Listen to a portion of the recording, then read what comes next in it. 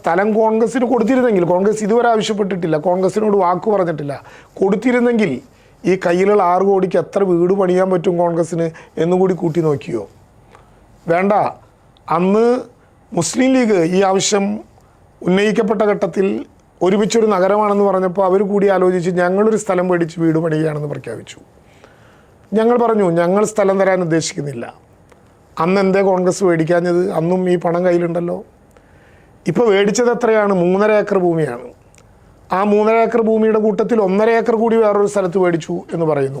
ഇരിക്കട്ടെ, 5 ഏക്കർ ഭൂമിയിൽ റോഡിൻ്റെ ഉൾപ്പെടെ സ്ഥലം വിട്ട് കഴിഞ്ഞാൽ എത്ര വീട് നിർമ്മിക്കാനുള്ള ഭൂമി അതിനകത്തുണ്ടാകും എന്ന് എന്തെങ്കിലും ധാരണ കോൺഗ്രസിനുണ്ടോ? 130 വീട് അവിടെ നിർമ്മിക്കാൻ തീരുമാനിച്ചാൽ 5 ഏക്കറിൽ 130 വീട് നിർമ്മിച്ചാൽ എത്ര സെൻറ്റ് ഓരോരുത്തർക്കും കിട്ടും എന്ന് നിങ്ങൾ നോക്കിയിട്ടുണ്ടോ?